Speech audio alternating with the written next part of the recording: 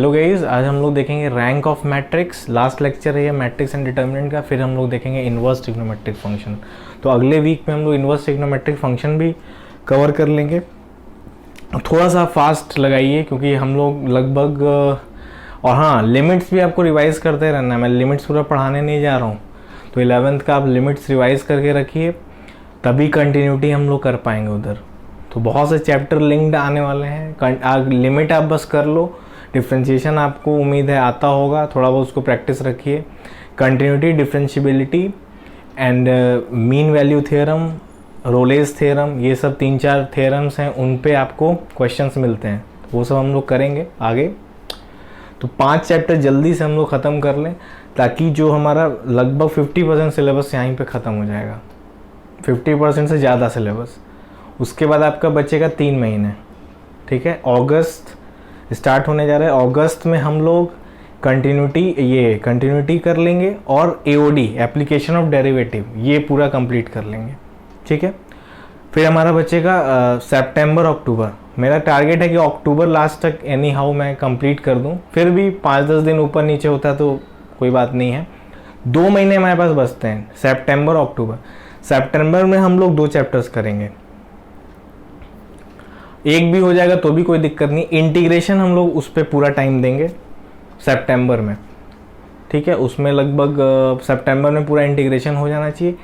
AOI जो part है, application of integral, काफ़ी छोटा पार्ट है, तो वो बड़ा चैप्टर नहीं है, तो वो जहाँ ख़त्म होगा फिर आपका कुछ बचेगा ही नहीं। मतलब आपको इंटीग्रेशन अगर आ गया तो आप जब कहोगे तब सिलेबस ख़त्म हो जाएगा, ठीक है। तो अक्टूबर भी हो सकता है लास्ट ना जाए, उसके पहले भी ख़त्म कराया जा सकता है। तो चिंता मत करिएगा, सिलेबस एकदम ऑन टाइम चल रहा है, कोई दिक्कत नहीं है।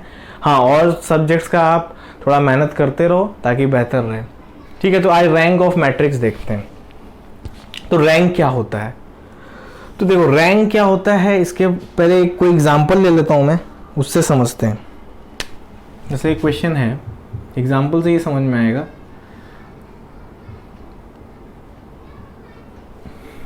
(6044) -2 14 8 18 14 -14 0 -10। क्वेश्चन है कि इसका रैंक आपको बताना है इस मैट्रिक्स का। मैट्रिक्स कैसा है ये?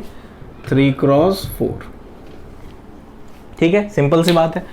तो देखो रैंक क्या होता है। रैंक ये होता है कि कितने नॉन जीरोज रो हैं, कितने नॉन जीरो रो हैं। मतलब मान लो कि हम ऐसा कुछ ऑपरेशन करें, मतलब जैसे हम लोग ऑपरेशन करते हैं ना, रो 2 में से रो 1 माइनस कर दिया, ये सब जो प्रॉपर्टी लगाते हैं, ऐसा कुछ करें कि मान लो सपोज ये पूरा रो यहां भी 0 बन जाए, यहां भी 0 बन जाए, यहां भी 0 बन जाए, यहां भी 0 बन जाए, और इसमें क्या हो, कुछ ना कुछ टर्म्स हो, तो इसका रैंक क्या हो जाएगा? 2 हो जाएगा। सपोज मान लो इसका भी, ये रो भी पूरा 0 हो गया और ये रो भी 0 हो गया, तो इसका रैंक क्या हो जाएगा? 1, ठीक है ना, क्लियर है। तो इसका रैंक आप पे किस पे डिपेंड करेगा? यहां के रो पे, ठीक है। तो कितने रोज जो हैं नॉन जीरो हैं, जिनमें एक ना एक टर्म नॉन जीरो आ जाता है। जैसे मान लो यहां पे 1040 लिखा है, या 1040 या 0040, तो एक नॉन जीरो टर्म है ना, तो वो नॉन जीरो टर्म क्या होगा? उसको 0 रो नहीं करेगा, तो उसको भी हम लोग रैंक में कंसिडर कर लेंगे, ठीक है। तो चलो कैसे करेंगे पहले ये समझते हैं। तो देखो फर्स्ट रो से स्टार्ट करेंगे और यहां वाले टर्म को क्या करेंगे? इस वाले टर्म को, रो 1 को, ये वाला जो लेफ्ट कॉर्नर है एकदम, इसको हम 1 बनाएंगे, ठीक है। 1 बनाते हैं, पहला काम करते हैं। तो R1 को मैं क्या कर सकता हूं? R1/6 करूंगा तो ये 1 बन जाएगा। क्लियर है, इसमें कोई डाउट नहीं है आपका? चलिए, तो R1 को मैंने ये कर दिया, तो ये क्या बन गया? 1 हो गया। अब पूरे रो में हो गया ना ऐसा, 4/6 यानी ये 2/3 हो गया। ये कितना हो गया? ये भी 2/3 हो गया। ये हो गया -2, जैसे था वैसे ही रहने दो। 8 18 14 -14 0 -10, ठीक है। चलिए अगला स्टेप क्या है समझते जाइएगा। पहला काम क्या करना है? यहाँ पे 1 बनाना है। दूसरा काम क्या करना है? इसके जस्ट नीचे वाले को 0 बनाना है और ये भी 0 बनाना है, मतलब इस 1 के इस साइड के ये और ये दोनों टर्म को क्या करना है, 0 बनाना है। ठीक है, समझ में आ रहा है, मतलब इसको भी 0 बनाना है और इसको, इन सबको नहीं देखना है अभी, आपको फोकस कहां पे करना है, इस पे और इस पे। तो ये 0 कैसे बन सकता है, इसकी हेल्प से अगर हम R2 में 2R1 जोड़ दें, तो अगर इसमें 2 से मल्टीप्लाई करके इसमें जोड़ दें तो ये 0 बन जाएगा। ऐसे ही अगर मैं R3 की बात करूं तो R3 में मैं क्या कर सकता हूं, R3 में अगर 14R1 कर दूं तो ये 0 बन जाएगा, 14 से इसमें माइनस करके। तो अब ये करने जा रहे हैं, स्टेप आप समझिएगा। तो ये R1 में हमने कुछ नहीं किया, R1 को वैसे ही पहले कॉपी कर दो, ये इसमें कैलकुलेशन थोड़ा ध्यान रखिएगा आप। तो R2 में इसको मैंने 2 से इंटू किया, तो इसको यहां पे एक बार लिख लो, 2 से इंटू करके क्या मिल रहा है, ये मिल रहा है मुझे 2 मिल रहा है, 0 मिल रहा है, 4/3 मिल रहा है और 4/3। और इसके साथ मैं क्या किसको जोड़ दिया मैंने, R2 को जोड़ दिया। तो R2 यहाँ पे लिख लो ताकि कोई भी कैलकुलेशन मिस्टेक ना हो यहाँ पे। इसको जोड़ दीजिए आप, तो ये 0 बन जाएगा, ये 14 आ जाएगा, इसको आप जोड़ लीजिए, हो जाएगा 28/3 और ये हो जाएगा, ये भी 54 58, ये हो जाएगा 58/3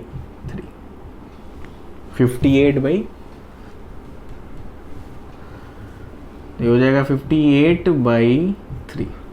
ठीक है, जोड़ लिया आपने, इसको 2 से इंटू करके इसमें जोड़ दिया, तो आपको कितना मिल गया, ये वाला मिल गया। इसको लिख लीजिए यहाँ पे 0 14 28/3 58/3। ये मैं सबसे सिंपल मेथड आपको बता रहा हूं। उसके बाद हमने क्या किया, R3 में 14 से इंटू कर लिया। ठीक है, चलिए वो कर लेते हैं। तो R1 ने 14 से इंटू किया, तो यहां बन गया 14 0 28/3। इस वाले रो में इंटू किया ना, तो -14 से आपने इंटू किया इसमें, तो -14 यहाँ आ जाएगा, यहाँ 0, यहाँ क्या आ जाएगा -28/3। यहाँ भी ये किस में जोड़ना है, थर्ड रो में जोड़ना है, इसको भी लिख लीजिए, ठीक सामने लिख लीजिए जैसे आप जोड़ते हैं। ये 0 आ गया, ये -10, तो -58/3। ठीक है, क्लियर है। तो यानी थर्ड रो हमारा क्या बन गया, 0 -4। ठीक है, ओके। अब दो अगला स्टेप क्या है, तो अगला स्टेप क्या है कि हम इसको क्या करते हैं, 1 बना लेते हैं। हालांकि यहां पे और आगे करने की जरूरत नहीं है, लेकिन मैं आपको 1 बाई 1 किसी भी क्वेश्चन के लिए मैं जनरल स्टेप बता रहा हूं कि कैसे आप चलोगे। पहले इस कॉर्नर को पकड़ोगे, इसको 1 बनाओगे, फिर इसके ये और ये दोनों को 0 बनाओगे, फिर ये जब दोनों 0 बन जाएंगे, ये 1 बन जाएगा, तो इसको अब 1 बनाओगे, फिर इसके नीचे का 0 बनाओगे। ठीक है, इसके नीचे का भी और इसके ऊपर का भी, दोनों को 0 बनाओगे। हालांकि इस क्वेश्चन में पहले से ये 0 बना हुआ है, तो आपको बस ये वाले को 0 बनाना था। अब जब ये भी 0 बन जाएगा, तो आप किसको 1 बनाओगे, इसको 1 बनाओगे। ठीक है, ऐसे करके आपको चलना है। चलिए, तो यहां पे हमें इसको 1 बनाना पड़ेगा। 1 कैसे बनाएंगे, मैंने बोला R2 में 14 से डिवाइड कर देते हैं। ठीक है, तो 1 बना लेते हैं। 1 0 2/3 2/3, ये हो गया 0 1 2/3। 14 से इसको डिवाइड कर लीजिए 58, तो ये हो जाएगा 58/42, ये हो जाएगा 29/21। और यहाँ क्या हो जाएगा, 0 -14 -28/3 और -58/3। ठीक है जी, अब क्या करें, अब अगला स्टेप है कि इसको 0 बनाना, वो पहले से 0 बना है, तो इसको अब 0 बनाते हैं। तो इसको 0 कैसे बना सकते हैं, R3 में अगर मैं 14 R2 को जोड़ दूं, यही तो 0 बना सकता है इसको। तो 14 जोड़ के देखिए क्या आ रहा है, इसको 14 से इंटू करेंगे तो सेम आ रहा है, यही चीज आ जा रही है। तो यानी ये पूरा टर्म, ये 1 0 2/3 2/3 0 1 2/3, और यहाँ क्या बचा 29/21, और ये पूरा बन गया 0 0 0। आप चाहें तो ये स्टैंडर्ड प्रोसीजर है कि आप इसको 1 बना लें। यहाँ पे भी आप देख सकते थे डायरेक्ट इसको अगर आप जोड़ देते तो ये 0 0 बन जाता। तो इससे भी आप कर सकते हैं, जैसे जैसे आप एक्सपर्ट बन जाओगे तो ये 1 बनाने की भी जरूरत आपको नहीं पड़ेगी, आप डायरेक्ट भी कर लोगे। तो यहाँ पे भी आप डायरेक्ट देख रहे थे, इसको जोड़ने पे ये 0 बन रहा था, ये स्टेप करने की जरूरत ही नहीं पड़ती। तो यहाँ पे आप अब इसके आगे आप कुछ भी कर लो, इसको इससे माइनस कर लो, कुछ भी हो जाए, ये इससे ज्यादा जीरोस किसी रो में नहीं आ सकते। मतलब एक ही रो ऐसा मिल रहा है हमें जिसमें कंप्लीट जीरोस आ रहे हैं। तो मैंने क्या बोला, कितने नॉन जीरोस हैं, नॉन जीरो रोज।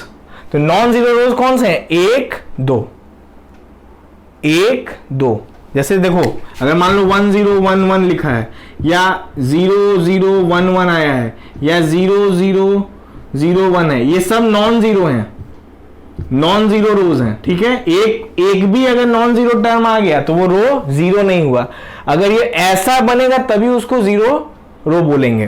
तो यहां पे इसका रैंक कितना हो गया, इसका रैंक हो गया 2। ठीक है, तो इसका रैंक हो गया 2। बहुत ही बेसिक चीज है, इसको आपको ध्यान में रखना है। मैं सोचा ये छोटा वैसे टॉपिक है, एलिमेंट्री ट्रांसफॉर्मेशन जो मैट्रिक्स में था उसी का एक थोड़ा सा ये पार्ट है जो एडवांस टच कर लेता है कभी कभी। ठीक है, एक और क्वेश्चन देखते हैं, छोटा सा क्वेश्चन देखेंगे। 1 1 0 -2 2 0 2 2 4 1 3 1, इसका भी रैंक आपको फाइंड करना है। ठीक है, तो पहला प्रोसीजर क्या है कि यहां पे 1 बनाना है, पहले से ही 1 बना के दे दिया है। दूसरा प्रोसीजर क्या है कि इन दोनों को 0 बनाना है, तो कर लेते हैं। R2 में क्या करें, 2R1 कर लेते हैं, और R3 में क्या कर दें, 4R1 कर लेते हैं। तो ये दोनों 0 बन जाएंगे। तो इसको पहले कॉपी कर लो, 1 1 0 -2, ये 0 बन गया। इसको 2 से इंटू करके इसमें माइनस किया तो -2 आ गया। इसको भी यहाँ 2 का 2 ही रहेगा, और ये -4 इसमें जुड़ गया तो कितना हो गया, 6 हो गया। ठीक है, चलो अब इसको करते हैं। तो 1 -4 -3, 3 माइनस ये तो 3 रह जाएगा, 1 -8 1 + 8 यानी 9।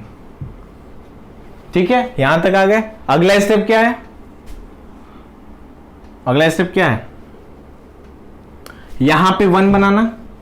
तो देखो एक तो आसान तरीका है कि 2 से इसको डिवाइड कर दें, सबसे आसान तो वही है, मुझे वही दिख रहा है। तो 2 से -2 से डिवाइड कर लो। तो R2 को मैंने -2 से डिवाइड कर दिया, तो क्या मिलेगा यहाँ पे, 1 1 0 -2 0 1 -1 -3, -2 से इसको डिवाइड किया। और ये, और यहां पे भी इस टर्म को भी हम चाहें तो यहां पे भी 1 बना सकते हैं, ज्यादा आसान लगेगा। तो इसी स्टेप में या तो कर लो कि R3/3 भी कर सकते हो, 1 बना लेते तो अच्छा ही है, नहीं भी बनाओगे तो भी कोई दिक्कत नहीं है। चलो छोड़ो, कंफ्यूज हो जाओगे तुम, यहां रहने दो इसको। तो इसको आप ऐसे ही कॉपी कर दो, 3 3 9। ठीक है, ये आ गया। चलिए अब देखते हैं अब क्या कर सकते हैं हम लोग। तो अब ये वाला टर्म देखो, ये वाला, ये देखो, इससे अगर हम 3 अगर इसको, इस रो को डिवाइड कर लेते हैं, डिवाइड कर ही लेते हैं तभी आपको समझ में आएगा। अगर इस रो को -3 से मैं डिवाइड करता हूं तो देखो क्या बन रहा है, 1 1 1 0 -2 0 1 -1 -3 0 माइनस, ये +1 हो जाएगा, ये -1 हो जाएगा, और ये -3। ठीक है, अब आप देखिए अगले स्टेप में आप ये देख रहे हो, ये पूरा जो रो है ये पूरा सेम आ गया। जब सेम आ जाएगा तो समझ लो कि अगले स्टेप में ये पूरा 0 बनने वाला है, क्योंकि हम इसमें से इसको माइनस कर सकते हैं। ठीक है, तो सिंपल सी बात है, इसको आप 0 कर लीजिए। तो ये इसमें भी आपको ये दिख रहा है कि यही वाला पूरा रो 0 हो सकता है, ये नॉन जीरो ही बच जाएगा। तो इसका भी रैंक कितना हो जाएगा, 2। ठीक है, तो इस तरह से रैंक आप निकाल सकते हो। इस पे और प्रैक्टिस आप करना ऑनलाइन, मैं इस पे क्वेश्चन नहीं दे रहा हूँ आपको, आप ऑनलाइन 1-2 क्वेश्चंस इस पे प्रैक्टिस करना। हाँ, ये रैंक का सिस्टम ऑफ इक्वेशन से क्या लिंक है ये हम लोग देख लेते हैं। एक क्वेश्चन मैं उठा के आपको उस पर बताता हूँ कि सिस्टम ऑफ इक्वेशन से इसका क्या मतलब है।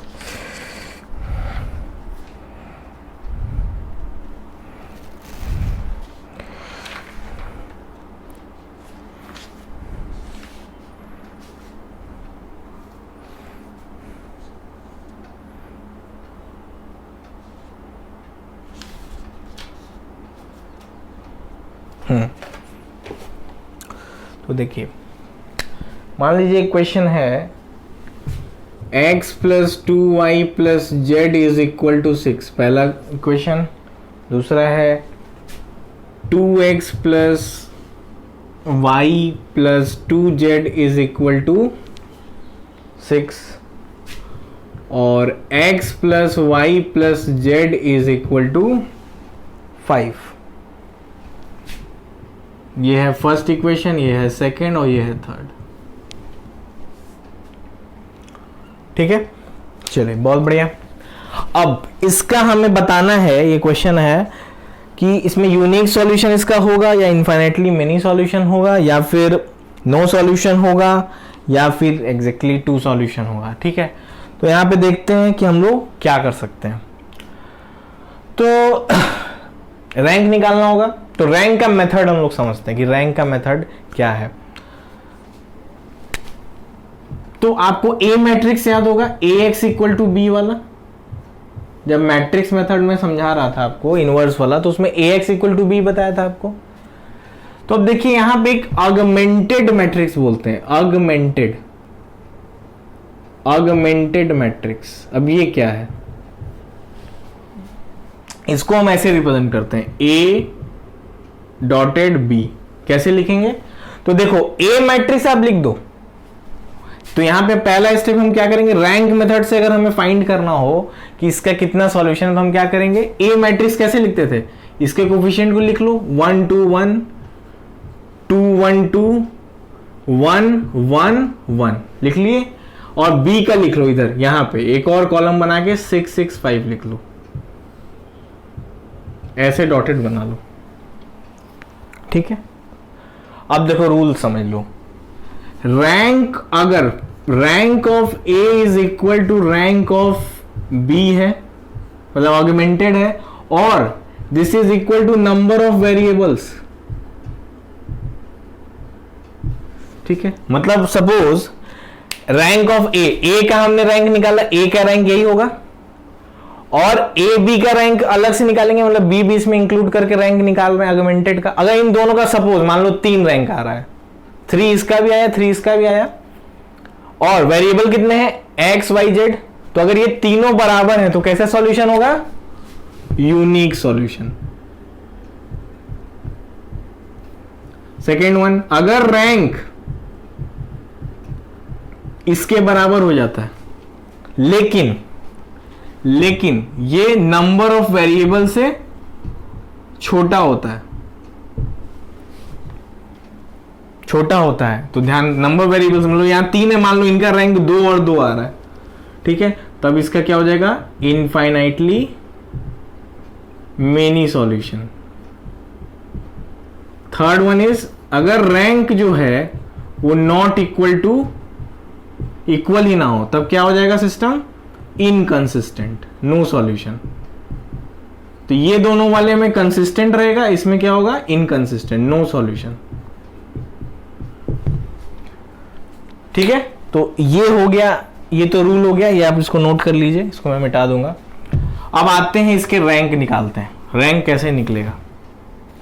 तो मैंने इसका रैंक एक साथ हम लोग निकालेंगे, A का भी निकल जाएगा और B का भी, AB का भी निकल जाएगा। पहला प्रोसीजर क्या है, यहां 1 बनना चाहिए, 1 पहले से दिया हुआ है, यहां क्या होना चाहिए, 0 होना चाहिए, तो 0 बनाते हैं। 0 कैसे बनेगा, R2 में -2R1 कर दें, और यहां 0 कैसे बनेगा, R3 में R1 कर दें बस माइनस, तो 1 में से 1 तो 0 बन जाएगा। स्टेप बाय स्टेप करोगे कोई गलती नहीं होगी। यहाँ पे 1 6 ऐसे मैं डॉटेड बना देता हूँ, ऑगमेंटेड मैट्रिक्स इसको बोलते हैं, ऑगमेंटेड मतलब मिक्स्ड। अब देखो 2 ये 0 बन जाएगा, इसको 2 से आप इंटू करके 1 में से माइनस करिए तो -3 हो जाएगा, 2 से इंटू करके इसको माइनस किया तो ये भी 0 हो गया, और इसको भी 2 से इंटू करके किया तो कितना आ गया, -6 आ गया। ठीक है, चलिए अब इसका क्या किया, R3 में R1 माइनस कर देना, तो सिंपल है, इसमें से इसको माइनस कर दीजिए। 1 में से 2 गया -1, 1 में से 1 गया 0, 5 में से 6 गया -1। ठीक है, क्लियर है। अगला स्टेप क्या होगा, अगला स्टेप आप इसको मैं चलिए यहां कर देता हूं मैं। अगला स्टेप यहां देख लीजिए, ये अब मुझे 1 बनाना पड़ेगा, इसको मैं अगर 1 बना देता हूं तो काम हो जाएगा। तो R2 को क्या करूं मैं, -3 से डिवाइड कर दूं, तो यहां क्या बचेगा फिर 1 2 1 6 0 1 0 2। ठीक है, और यहां क्या बच जाएगा 0 -1 0 -1। अगला प्रोसीजर क्या होता है, यहां 1 बन गया, अब यहां और यहां वाले को, ऊपर नीचे वाले को 1 के 0, यहां पे देखो ऊपर कुछ था ही नहीं इसलिए नीचे के बस 0 बनाया, यहां पे 1 के ऊपर भी एक 0 बन सकता है, नीचे भी, तो इन दोनों को 0 बनाएंगे। तो यहां पे इसको 0 बनाना है, यहां देखिए इसको 0 कैसे बनेगा, और या इसको 0 कैसे बनेगा, इसको R1 में से अगर मैं R1 में से 2R2 माइनस कर दूं तो ये 0 बन जाएगा। ऐसे अगर मुझे R3 में क्या करना पड़े, अगर मैं R3 में R2 जोड़ देता हूं तो ये 0 बन जाएगा। तो सिंपल कैलकुलेशन है, आपको कुछ बहुत ज्यादा दिमाग नहीं लगाना है। तो 2 से इसको इंटू किया, ये आपका 1 का 1 ही रह जाएगा, ये 2 से आपने इंटू किया तो कितना बन गया 0 बन गया, ये भी 1 का 1 रह गया, और ये 2 से आपने इंटू किया तो यहां क्या बन गया 2 बन गया। इसको आप वही लिख दो 0 1 0 2, और इसको जोड़ दो तो ये 0 0 0 और ये 1। ठीक है जी। अब अगला प्रोसीजर क्या था, यहां पे हमें 1 बनाना था, ये सब बन गया, यहां पे 1 बनाना था, तो यहां 1, यहां 1 पॉसिबल नहीं क्योंकि पहले से ही 0 बन चुका है, यानी कि अब हमारा सैचुरेशन आ चुका है, इससे आगे हम नहीं जा सकते, तो यहां हमें रुकना पड़ेगा। तो अब यहां पे हमें रुक के हमें ये देखना पड़ेगा कि क्या इसका रैंक आ रहा है। तो अभी आप, ये है ए मैट्रिक्स और ये है इसके साथ बी लगा हुआ, तो अगर मैं इसको स्किप करता हूं, इसको मैं हटा देता हूं, तो मुझे रैंक क्या दिख रहा है इस मैट्रिक्स का, ये पूरा टर्म 0 हो चुका है। तो यानी इस रैंक ऑफ ए कितना आ गया, तो रैंक ऑफ ए 2 दिख रहा है हमें। लेकिन क्या rank of A B augmented का क्या रैंक दिख रहा है, देखो यहां पे एक 1 आ गया, इसको हम 0 तो कर नहीं पाएंगे, तो देखो इसका रैंक 3 दिख रहा है, इसका रैंक ऑगमेंटेड का रैंक कितना दिख रहा है 3, क्योंकि यहां 1 आ गया, तो ये नॉन जीरो, एक भी रो ऐसा नहीं है जिसमें 0 ही केवल हो, ए बी अगर देखा जाए तो। ठीक है, तो यहां पे कौन सा कंडीशन हो गया, थर्ड वाला, rank of A is not equal to rank of A B, so system is inconsistent, no solution इसका आंसर हो जाएगा। तो इस तरह से आप रैंक का यूज करके आप सॉल्व कर सकते हो। तो यही सब है, इस तरह से आप क्वेश्चंस रैंक के उठा के कर सकते हो। मैं सोचा कि ये छोटा सा टॉपिक है तो इसको भी हम लोग डिस्कस कर ही देते हैं। इस पे आपको क्वेश्चन मैं 4-5 क्वेश्चन आपको दे दूंगा ताकि आपको थोड़ा सा फील आ जाए कि हाँ रैंक क्या है, और फिर हम लोग देखेंगे कि क्या पॉसिबल है और आगे।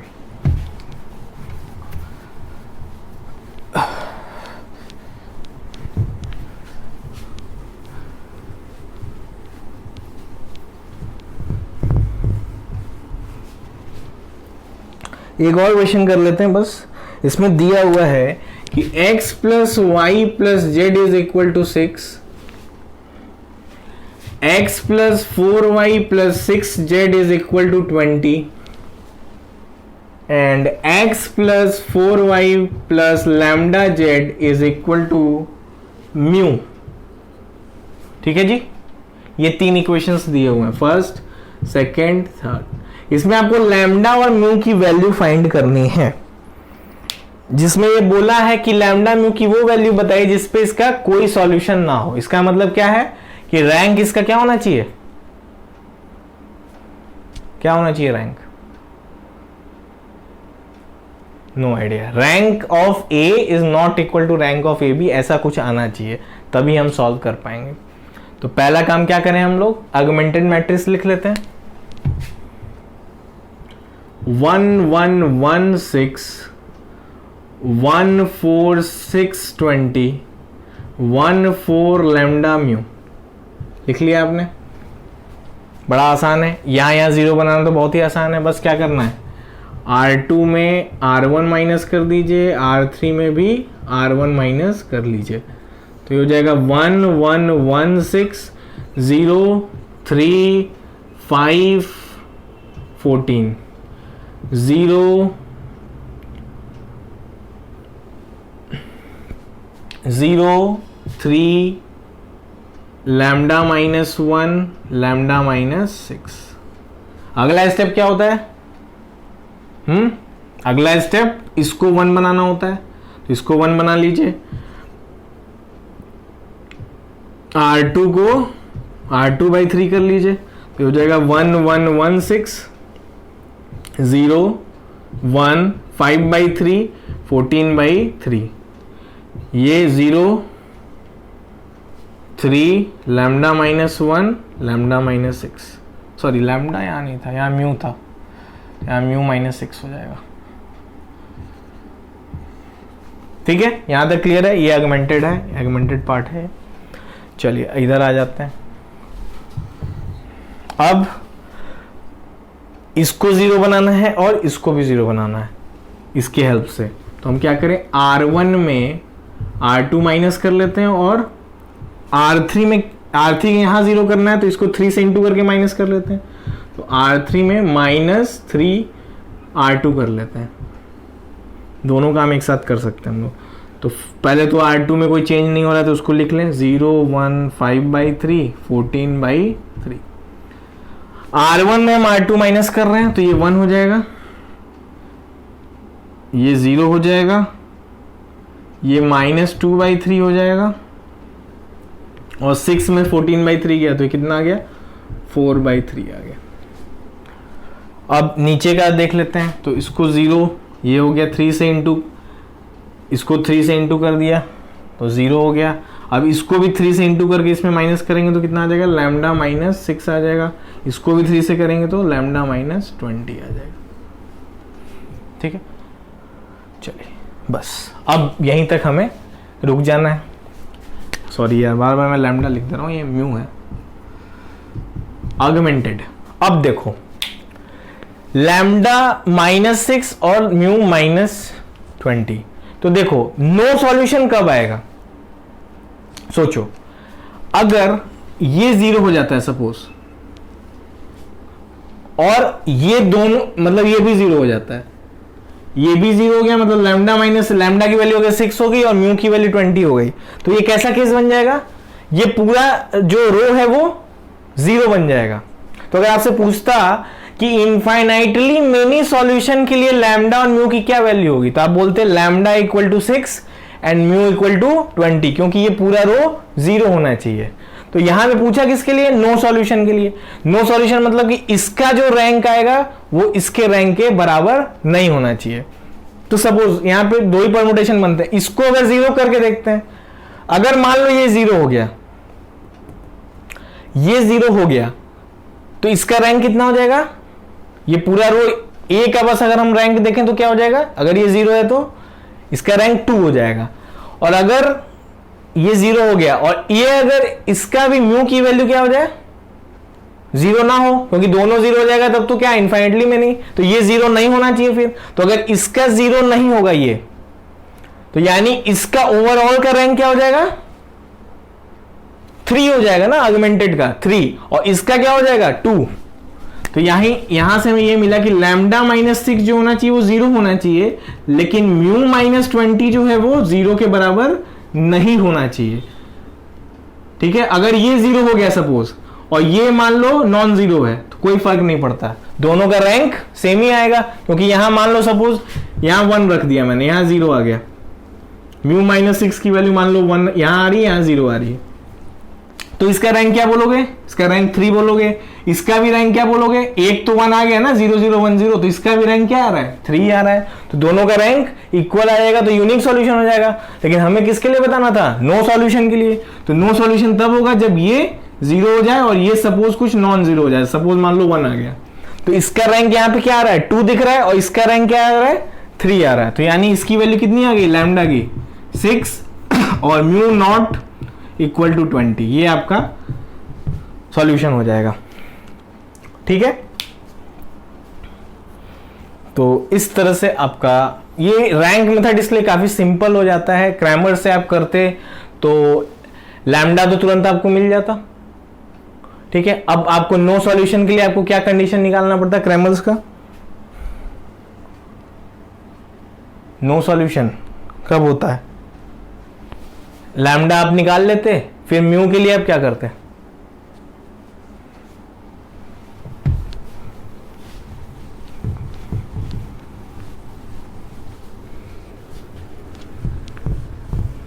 अभी आपका होमवर्क रहेगा कि म्यू के लिए आप क्या करोगे, वहां पे नो सॉल्यूशन का वहां इनकंसिस्टेंट के लिए क्या कंडीशन था क्रैमर्स में, 3 तरह के थे डिटर्मिनेंट्स, डी था, D1 था, D2 था और D3 था, यही था। अब मान लो डी तुम्हारा क्या हो गया इनकंसिस्टेंट हो रहा है, तो इनकंसिस्टेंट होने का मतलब क्या है, पहले तो ये नॉन होमोजेनियस टाइप है, तो D1 D2 D3 ये तो अलग ही हो गया, डी यहां पे मान लो क्या आना चाहिए नो सॉल्यूशन के लिए 0 होना चाहिए, तो इससे तुम क्वेश्चन में देखोगे तो वहां पे लैम्डा की वैल्यू आपकी तुरंत आ जाती है। ठीक है, मतलब लैम्डा आ जाता आपका, उसके बाद आप क्या करते, फिर आपको म्यू निकालना था, तो म्यू आप कैसे निकालते,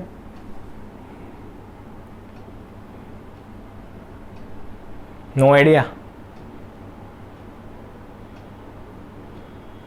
अब D1 जो होना, अब देखो D1 आप मान लो निकालते, कोई भी D1 D2 D3, no solution कब होगा, जब D इधर 0 हो जाए और D1 क्या हो जाए नॉन जीरो हो जाए, मतलब आपको तीनों डिटर्मिनेंट निकालना पड़ता, या किसी भी एक में भी आप निकाल दे जिसमें म्यू आ जाता और उसको नॉन जीरो होना चाहिए था।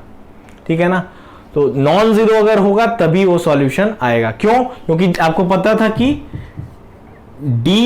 dx इक्वल टू D1 था, dx इक्वल टू D1 था, तो अगर ये 0 हो गया, ठीक है, और ये मान लो नॉन जीरो आ रहा है सपोज, तो क्या कोई भी ऐसी x की वैल्यू है जो इसको नॉन जीरो बना सकती है, ऐसा नहीं, क्योंकि ये 0 से इंटू हो रहा है यार, तो इधर तो 0 ही आएगा ना, तो एक ही इसका सॉल्यूशन बचता था कि ये भी 0 आने लगे, D1 भी 0 आ जाए, D2 भी, तब वो क्या होता था, सॉल्यूशन एग्जिस्ट करता था। कैसा सॉल्यूशन था, इनफाइनटली मेनी सॉल्यूशन हो जाता था, कोई भी x रखो वो इसको सेटिस्फाई करता, अगर D1 D2 D3 0 हो जाता। ठीक है, तो आप इसको क्रैमर से भी करने की कोशिश करिएगा। ठीक है, तो आज के लिए इतना ही, रैंक का यही आपको यूज है, और यहीं पे चैप्टर ये क्लोज हो जाता है। तो अब कल से आपको मिलेगा इनवर्स ट्रिग्नोमेट्रिक फंक्शन के लेक्चर्स, 3 या 4 लेक्चर्स में मैं उसको ओवर कर लूँगा, और उसके बाद फिर हम लोग देखते हैं कि